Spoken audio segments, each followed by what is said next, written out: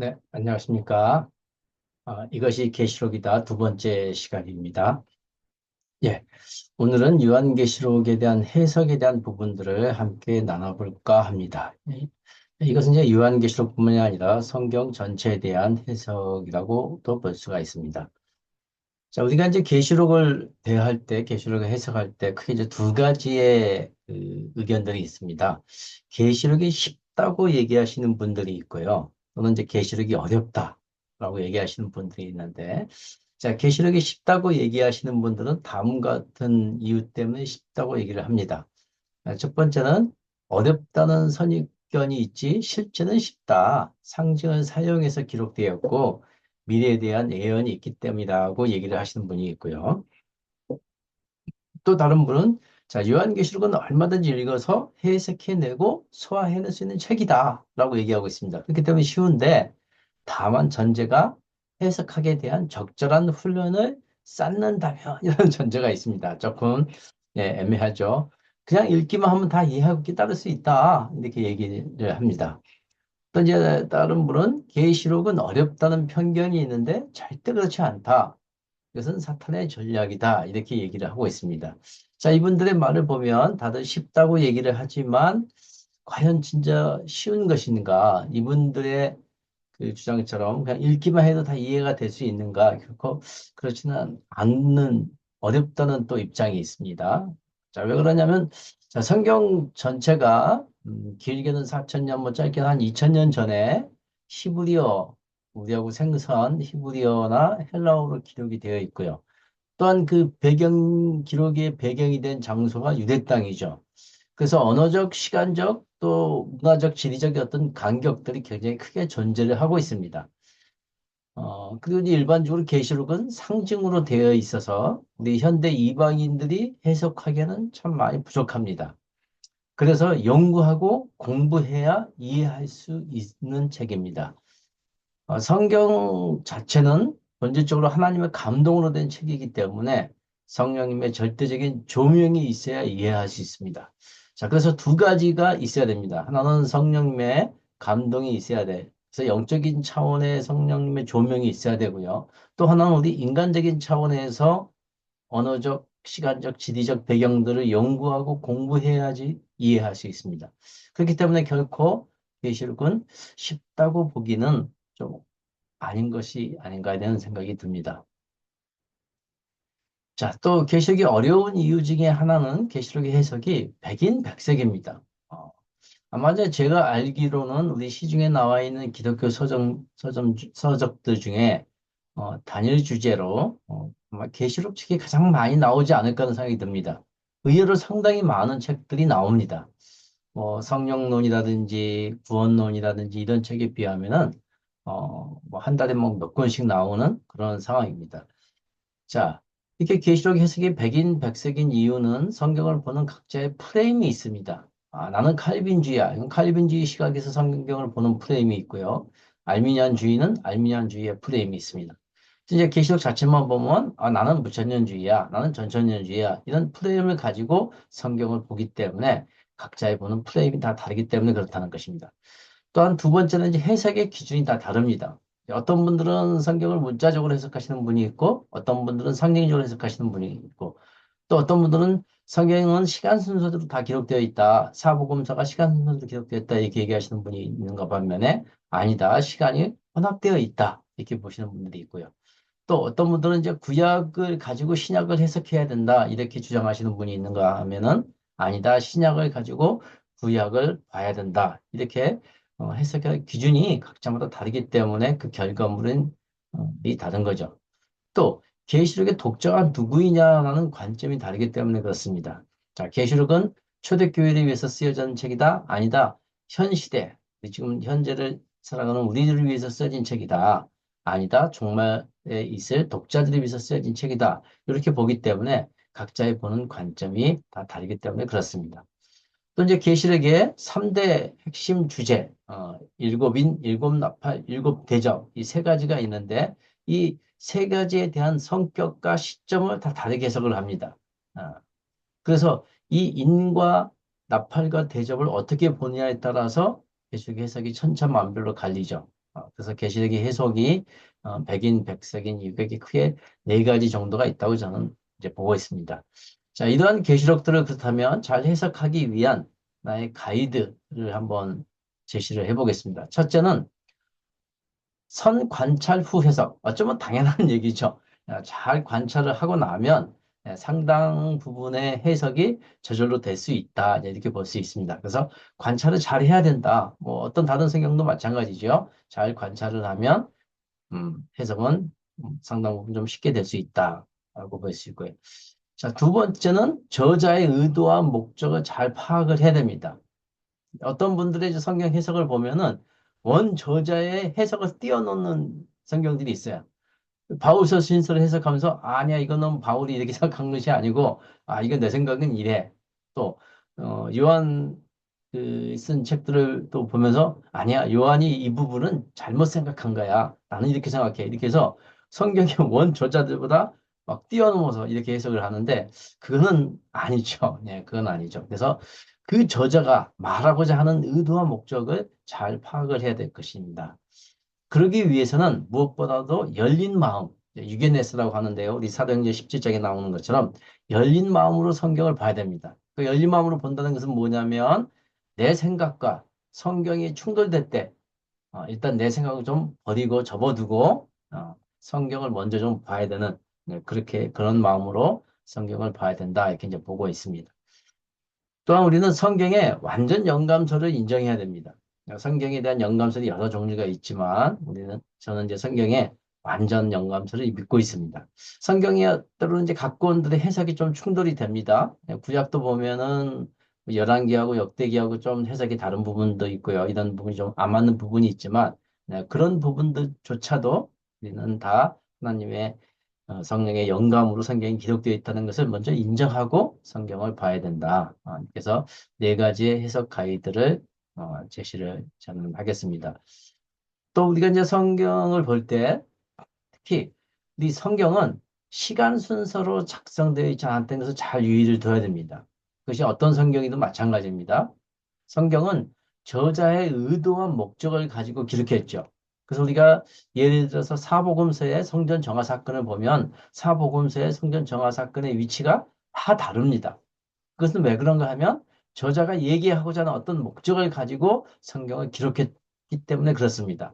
특히 이제 계시록도 마찬가지입니다. 계시록도 반드시 시간 순서대로 되어 있지 않다는 것을 염두에 둬야 합니다. 그래서 거의 모든 성경은 한 방향으로만 기록되어 있지 않습니다.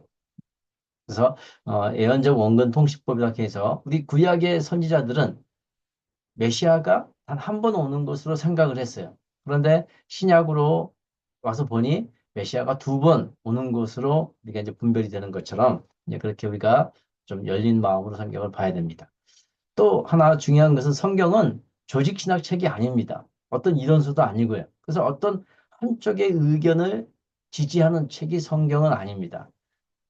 보통 우리가 성경은 이제 계시라고 얘기를 하는데요. 그 계시라는 것은 하나님의 마음을 하나님의 사람들이 계시를 받아서 하나님의 영감으로 사람의 마음에 조명하여 준 책입니다. 간단하게 말하면 하나님의 마음을 사람에게 전달해 주는 책이 성경이지 어떤 이론적인 어떤 체계를 갖추고 어떤 조직을 갖추는 그런 책이 아니라는 것을 염두에 둬야 됩니다. 자, 네 번째로는 계시록은 요한이 본 것과 들은 것을 기록하였습니다. 자, 어떤 분들은 성경의 저자를 대필자라고 하는 사람이 있습니다. 성경은 어, 요한이 저자가 아니고 저자는 하나님이고 요한은 대필자이다. 이렇게 얘기하고 있는데 이제 그것은 아닙니다. 만약에 성경의 저자들이 대필자라면 사복음서가 다 필요 없죠. 마태의 관점이 다르고 또 마가의 어떤 문체가 다르고 누가가 보는 방향이 다 다른데 그것을 대필자라고 한다면은 좀 이상한 거죠. 그래서 성경은 어, 이 저자가 분명히 있고요. 그 저자의 본 것, 또 들은 것을 기록한 것입니다. 특히 이제 계시록은 이 두 가지가 공존해 있습니다.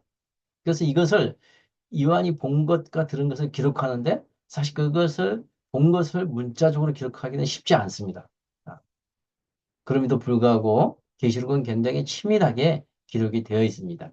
그러니까 계시록 1장에 보면 10절에 보면 이렇게 들었다. 성령님의 음성을 들었다. 그리고 또 성령님이 네가 보는 것을 적어서 7교회 보내라. 이렇게 얘기를 하고 있습니다. 그래서 요한이 들은 게 있고요. 본 것이 있습니다. 이렇게 기록되어 있다는 것을 이제 좀 생각을 하고 보면 좋을 것 같습니다.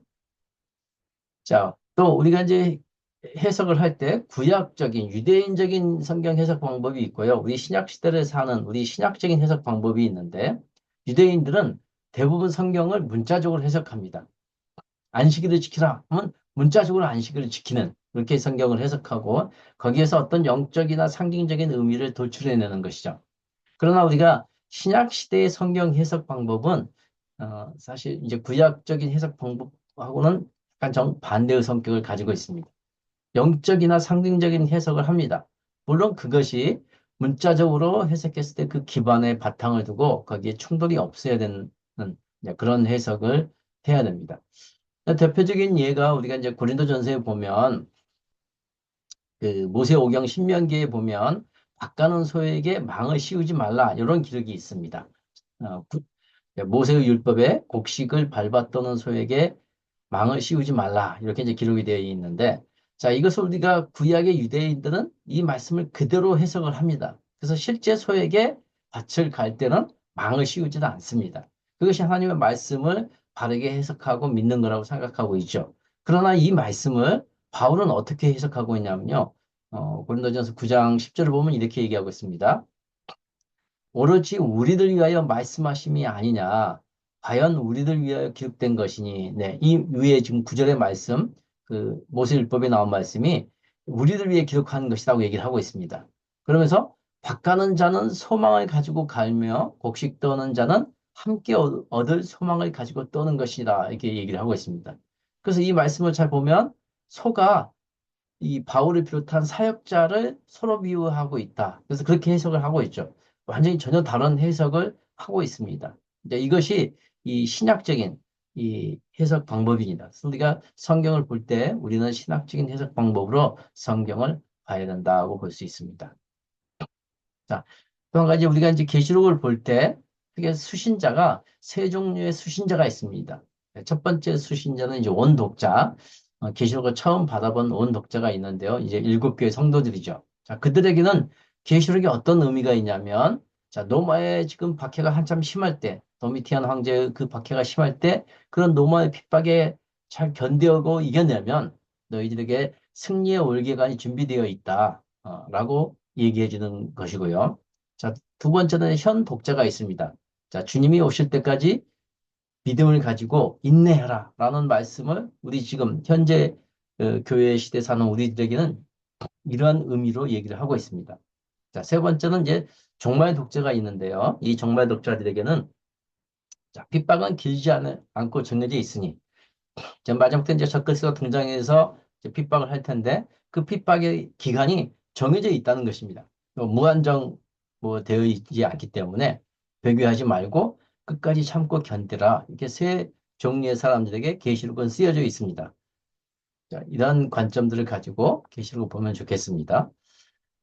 자, 계시록의 해석 방법 중에 이제 과거주의하고 미래주의가 있습니다. 이것은 이제 오류라고 제가 이제 설명이 되어 있는데요. 먼저 이 과거주의와 미래주의 해석 방법이 왜 나왔는지를 먼저 잠깐 생각해 보면 이것들이 왜 틀렸는지를 알 수가 있습니다. 자, 이제 밑에 보면 이 목적에 보면 다니엘서와 요한계시록 예언에 의거해서 종교개혁한 개혁자들이 뭐라고 얘기를 했냐면 적그리스도로 로마 교황을 지목을 했습니다. 자, 적그리스도는 로마 교황이다. 이렇게 함으로써 교황권에 대한 권위가 이제 흔들리기 시작하자 그런 교황권에 대한 압력을 제거하는 방법을 고안해서 예수의 신학자들을 임명하여서 이것을 만들었습니다. 첫 번째 이제 과거주의를 만들었죠. 자, 스페인 출신의 예수의 신부 알카자를 통해서 요한계시록 주석을 만들기로 했습니다. 그래서 여기에서는 자, 적그리스도는 과거의 네로 황제이다. 이미 과거에 나온 네로 황제가 적그리스도지 지금 있는 교황은 적그리스도가 아니다. 이런 의미에서 이제 과거주의를 만들었습니다. 그러다 보니까 계시록에 나와 있는 모든 것들을 다 과거로 해석을 하는 거죠. 자, 계시록에 보면 이제 1260일이 11장 하고 이제 12장에 나오는데 이제 그 1260일을 과거 유대인이 그리스도를 핍박한 기간 이때 이미 다 지나간 것이다. 또 다니엘서의 한때, 두때, 반때 같은 것도 시리아의 왕 안티오커스 에피파네스가 유대인을 핍박한 그 사건이다. 그때 기간이다. 이렇게 얘기를 했습니다. 다만 이제 이런 그 과거주의 이에 대한 것들이 19세기에 이르러서는 개혁교회 신학계에서 성경의 영감을 부인하는 자유주의 신학이 되었는데 그 사람들이 이 과거주의를 많이 발전시켰습니다. 또 이제 이렇게 이제 과거주의로 만들다 보니까 그렇다면 계시록이 다 과거의 사건이면 지금 현재와 미래에는 아무런 의미가 없냐 이런 반박이 생기자 다시 예수의 그 사제들이 미래주의 관점의 책을 만들었습니다. 그것이 이제 그 리베랄한 신부가 사제가 이제 요한계시록 기록책으로 만들었는데요. 이것은 이제 과거주의하고도 정반대의 모습으로 계시록의 첫 부분만 요한 당시 때 시대이고 나머지는 전부 재림 직전에 나타날 성도를 핍박하는 적그리스도가 등장하고 3년 반 동안 이루어질 일이다. 그래서 그 적그리스도는 하나님처럼 행세하고 세상을 다스리며 예루살렘 성전이 재건될 것이다. 이렇게 주장함으로써 이제 그 당시 저희 종교개혁한 그 당시에 있는 교황은 적그리스도가 아니다. 적그리스도는 앞으로 이제 미래에 나타날 자야. 그러니까 지금 있는 교황은 적그리스도가 아니다. 이렇게 얘기를 한 것입니다. 자, 과거주의나 미래주의나 똑같은 방식으로 어, 그 로마 카톨릭이 피해가기 위해서 만든 것입니다. 그런데 이제 불행하게도 이것들을 우리 개혁교회의 일부가 이것들을 받아들여서 발전을 시킨 그런 이제 오류가 있습니다. 자, 미래주의는 이제 다비라는 세대주의의 거의 창시자라고 불리우는 존 다비가 이 미래주의 거를 영향을 받아서 이제 세대주의 전천연설을 만들었죠. 예, 그렇게 함으로써 이 계시록 해석하는데 이 큰 두 줄기가 로마 카톨릭에서 나왔다는 것을 우리가 알아야 됩니다. 자, 우리가 이제 성경을 해석할 때 다음 같은 어떤 그 해석하기 어떤 원칙이 있는데요. 첫 번째는 이 문자적인 의미를 먼저 봐야 됩니다. 이제 어휘라고 하는데 그 어휘에는 지시 내용이 있습니다. 지시 내용이 명확하죠. 그래서 이를 우리가 나무 하면은 나무죠. 트리. 예. 다른 어떤 어려움이 없습니다. 그런데 이 두 번째, 이 나무라는 의미의 문자적인 의미만 있는 것이 아니고 언어는 그 다음에 의미가 있습니다. 언어의 의미가 있는데 이것은 이제 비문자적인 의미까지 갑니다. 예를 들면 이제 은유와 주구를 얘기하는 주로 얘기를 많이 하는데 여우 하면 실제 이제 동물 여우를 얘기할 수 있지만 우리 복음서에 보면 헤롯을 여우라고 칭했습니다. 아주 교활한 사람 이런 사람을 이제 여우라고 칭했죠. 이렇게 해서 문자적인 의미 플러스 이제 비문자적인 의미를 가지고 성경을 해석해야 됩니다.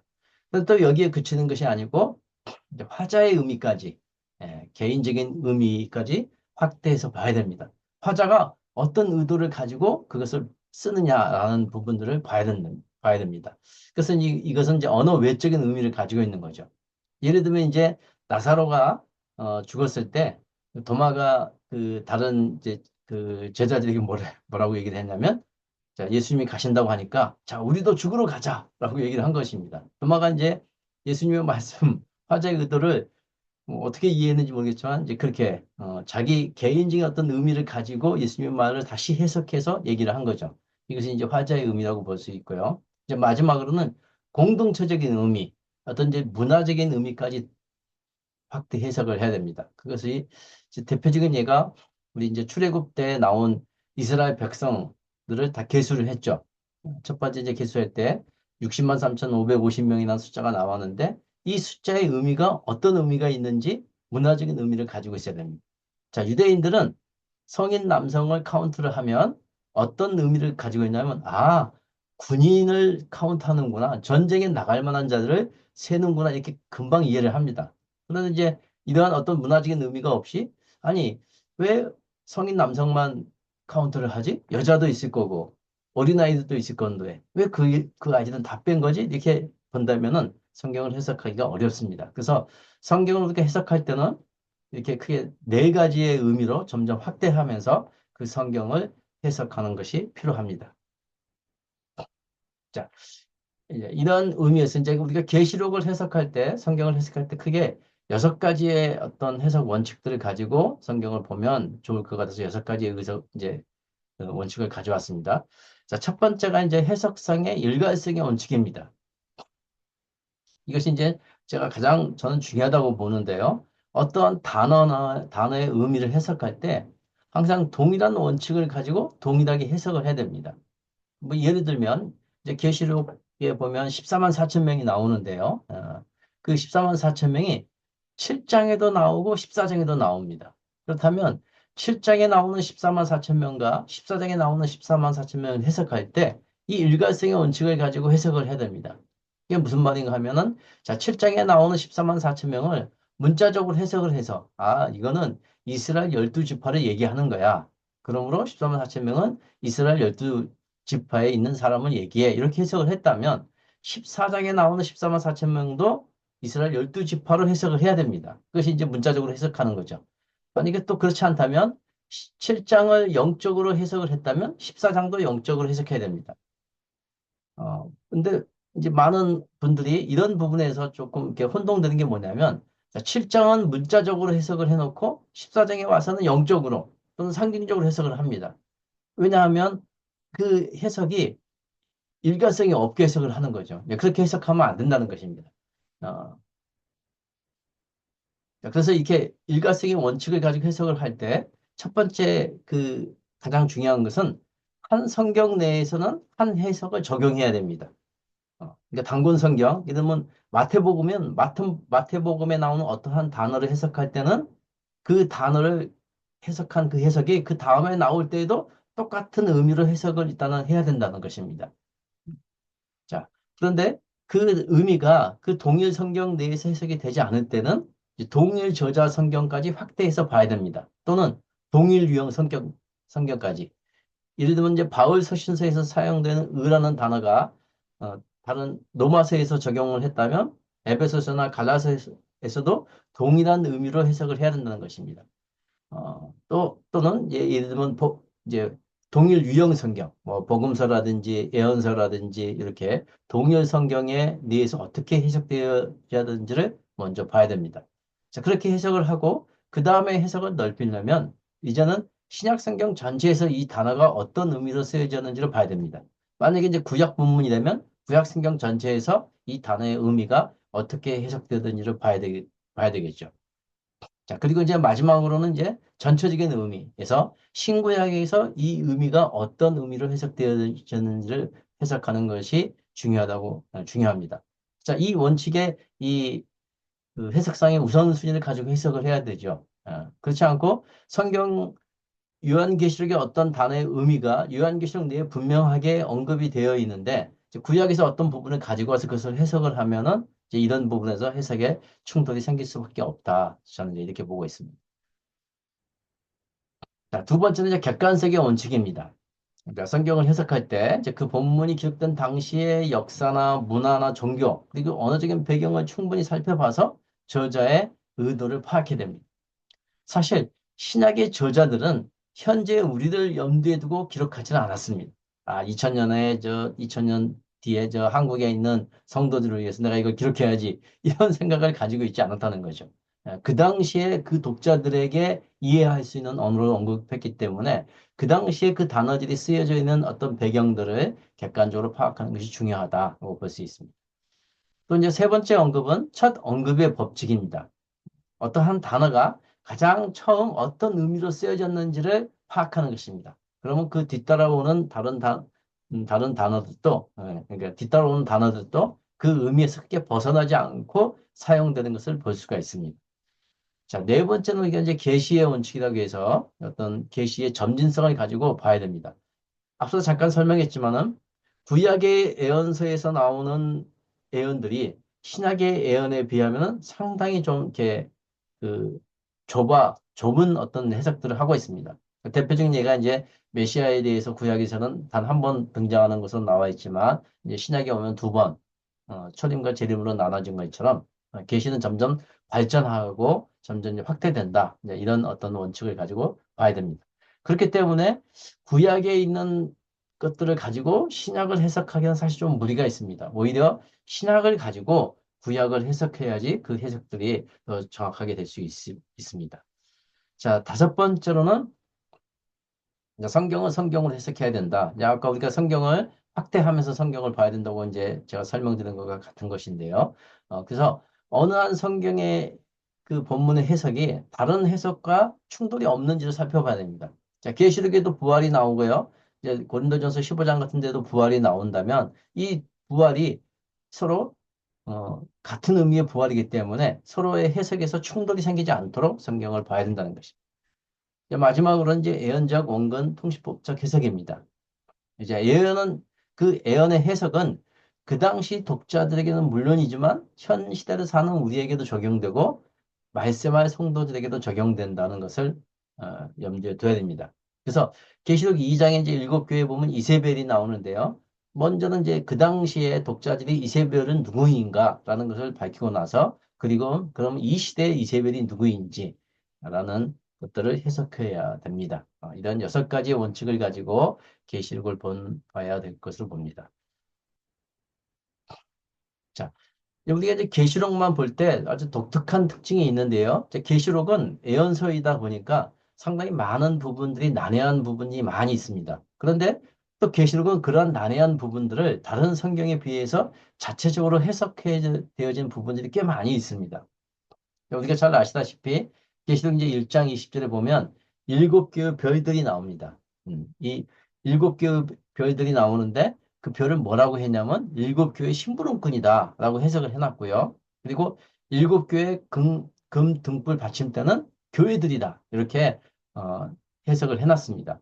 또 한 예를 든다면 계시록 20장에 보면 용이 나오는데요. 그 용을 옛날 뱀이라고 했고요. 그 용의 정체가 마귀와 사탄이라고 정확하게 해석을 해놨습니다. 그래서 계시록 내에 있는 이런 해석들을 잘 살펴봐야 됩니다. 자, 그리고 이제 계시록에는 같은 것, 다른 것 이런 것들을 엄밀히 구분해서 설명을 해놨습니다. 이것이 계시록의 굉장히 큰 기록의 어떤 특징 중에 하나입니다. 굉장히 정교하게 기록이 되어 있고요. 그래서 다른 것들은 다르다고 설명을 하고 또 비슷하고 같은 것들은 또 같다고 설명을 하고 있습니다.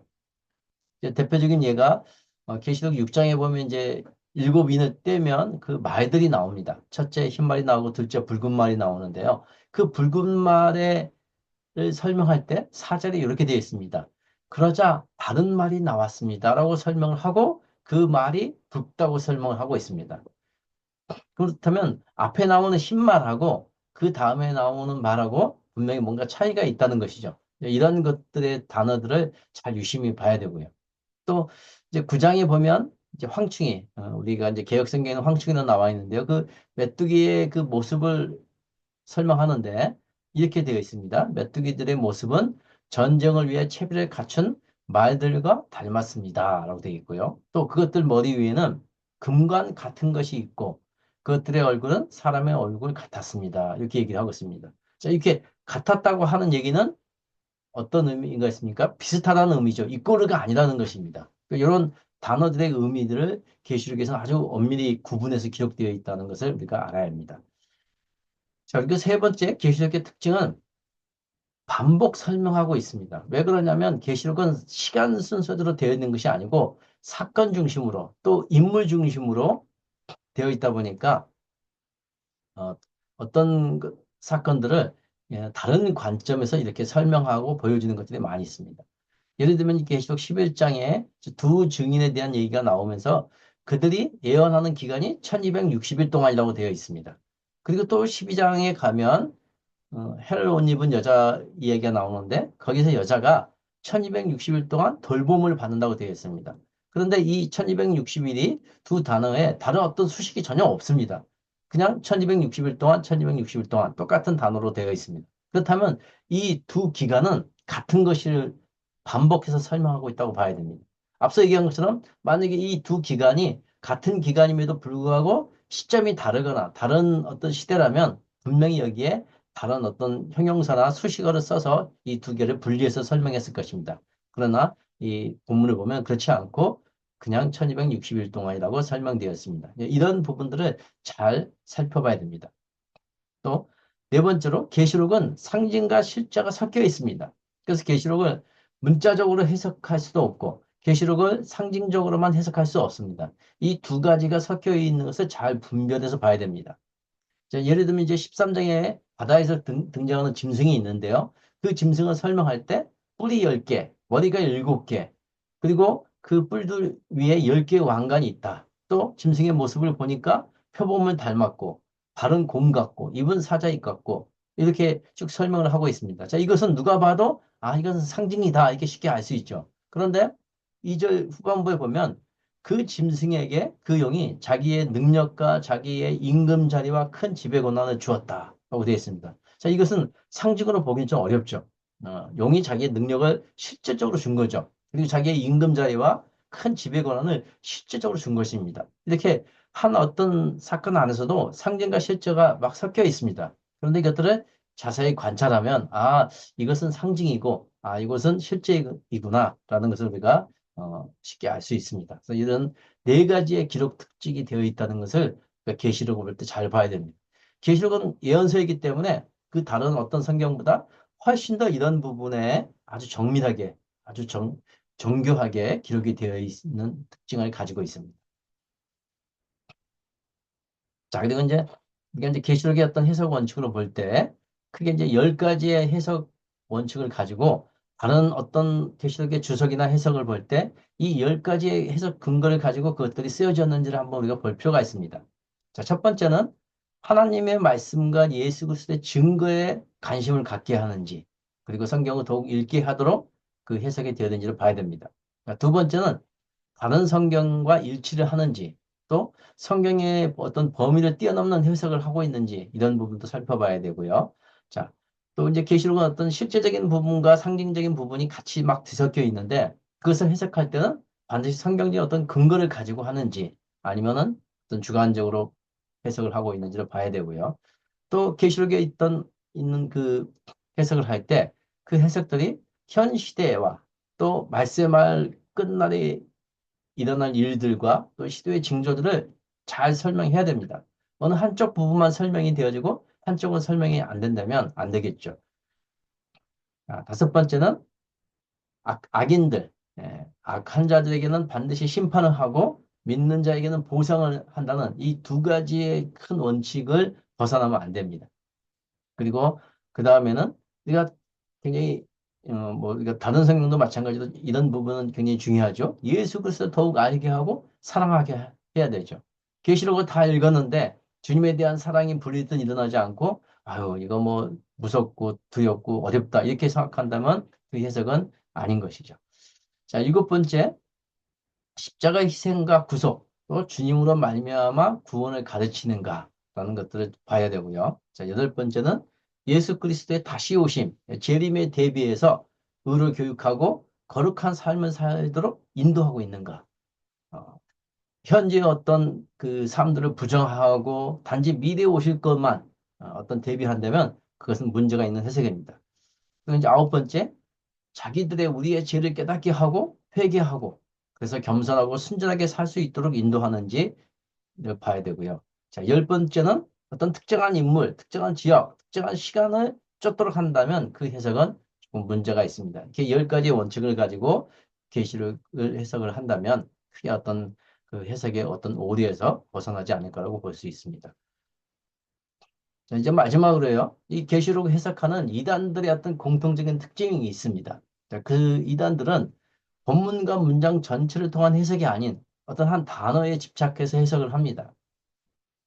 자, 두 번째는 성경에 없는 용어들을 만들어서 사용하고 마치 그것이 성경적인 것처럼 해석을 함으로써 성경에 어떤 일정한 프레임을 씌워서 바르게 해석하지 못하도록 만드는 그래서 자기들만의 어떤 자기들 단체만의 어떤 독특한 용어들을 만들어 쓰고 있습니다. 또 문자적인 해석과 상징적인 해석을 할 때 기준이 불분명합니다. A에서 B로, B에서 C로 가는데 갑자기 A에서 C로 갑니다. 그런데 그 이유가 없습니다. 이런 것들이 그 이단들의 해석의 어떤 공통점입니다. 그리고 다른 번역본, 타 번역본이나 원문으로 볼 경우 해석이 이상하게 됩니다. 그래서 어떤 특정한 성경만 고집한다든지 특정한 어떤 번역본만 본다는 것들은 대표적인 이단들의 해석의 공통점입니다. 또 지시대명사나 인칭대명사가 굉장히 중요합니다. 이것은 계시록뿐만이 아니고요. 우리가 성경 전체적으로 무엇을 지시하고 있는지, 무엇을 얘기하고 있는지를 잘 봐야 되는데, 이단들은 이것과 관계없이 그 어떤 해석을 합니다. 그리고 이런 해석의 결과가 두려움과 불안과 공포를 줍니다. 계시록은 이제 우리가 전 시간에 얘기한 것처럼 기쁨과 소망과 위로의 책인데, 오히려 반대의 어떤 것들을 조장하는 거죠. 자, 그리고 특정한 인물, 또 교주나 기록 해석자, 이거는 나만 해석할 수 있어. 내 해석 방법만이 맞아. 이렇게 하는 것들에 대해서 우리가 주목해야 되고요. 또한 이러한 해석들을 통해서 어떤 과도한 금전적인 요구나 또 우리 공동체에서 생활을 해야지만 환란을 피할 수 있다든지 이렇게 요구하는 것들은 문제가 있습니다.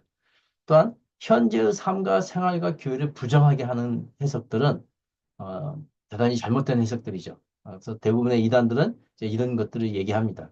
왜냐하면 급박한 종말론, 어떤 휴거와 재림이 금방 일어난 것처럼 얘기함으로써 어떤 현재의 삶과 생활, 교회를 부정하게 하는 것이죠. 자, 이런 것들이 이단 해석의 공통점인들입니다. 이런 것들을 우리가 잘 분별해서 계시록을 해석해 나간다면 이제 앞에 얘기한 것처럼 계시록이 쉽다 어렵다 해서 그래도 쉽다 쪽으로 가지 않을까라고 생각이 합니다. 자, 오늘은 여기까지 하고 마치겠습니다. 감사합니다.